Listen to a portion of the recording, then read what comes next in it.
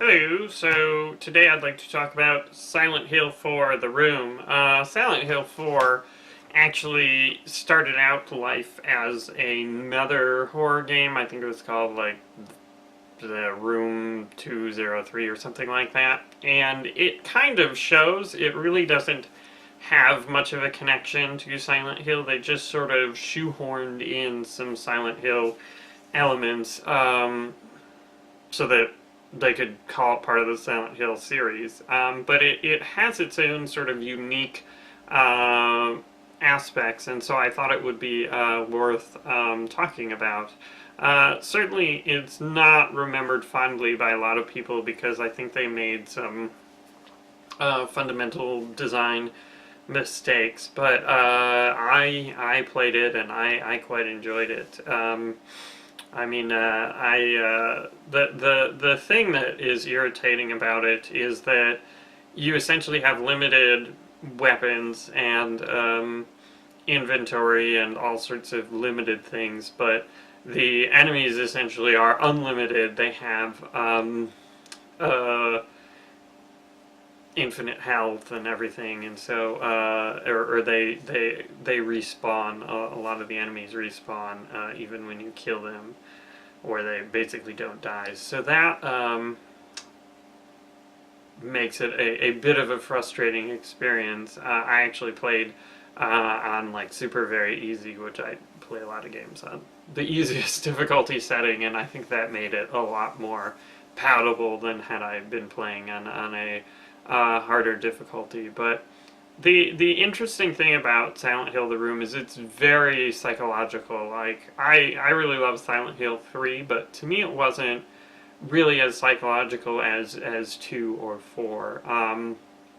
It's definitely an amazing game and very creepy, but Silent Hill 4 I think is very psychological, and rather than having the psychological aspects teach you more about the player character, they teach you more about the enemy, which I thought was a different approach.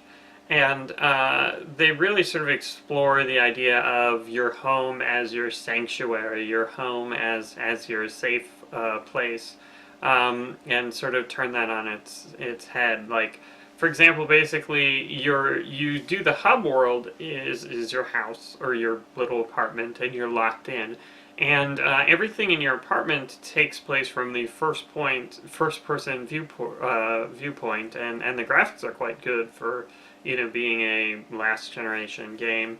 Um, and so you kind of explore your house, and that's where your save point, and then there's basically these portable portals into the other world type levels, and then you go back and forth, and you replay.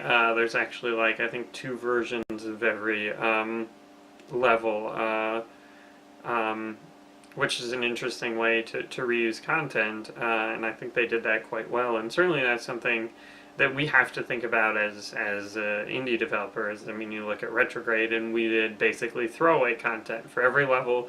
There's a completely new set of enemies and backgrounds and everything, and it was a huge amount of work to create all these things, and then no one really paid attention to the background. So I mean, I think intelligent reuse is something you really need to embrace if you don't have a $60 million budget. If you're an indie title, I mean, obviously you don't want the game to feel samey, but I think Silent Hill 4 did a good job at that, and I think the psychological aspects of Silent Hill 4 The Room are really quite interesting, and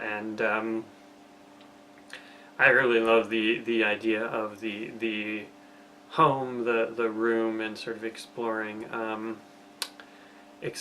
that. I think I actually played it on the 360 with backwards compatibility, and it's funny because it almost made it more scary because there's some sort of bug, I imagine, with like floating point precision, where basically the seams open up in the characters' faces. So basically there's, not, the polygons don't line up, and so there's these holes in the characters' faces, or maybe it's just because you're running at a HD resolution, and it wouldn't look quite as awful on you know, at 480p. Maybe you wouldn't notice it, but yeah, I thought that was kind of cool, especially because at first I didn't realize it was a bug. So I think Silent Hill 4 is definitely worth checking out, although you might want to play it on super easy, and I don't know, I used to walk through on a lot of games just because it's like I don't want to screw up and you know, bork my save and then have to go back. And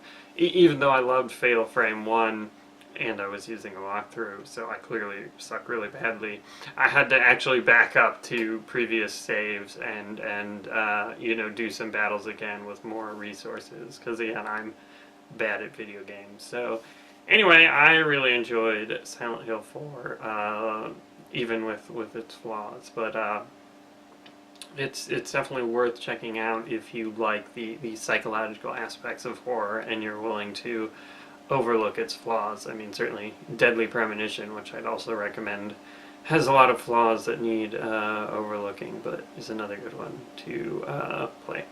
So, thanks for watching.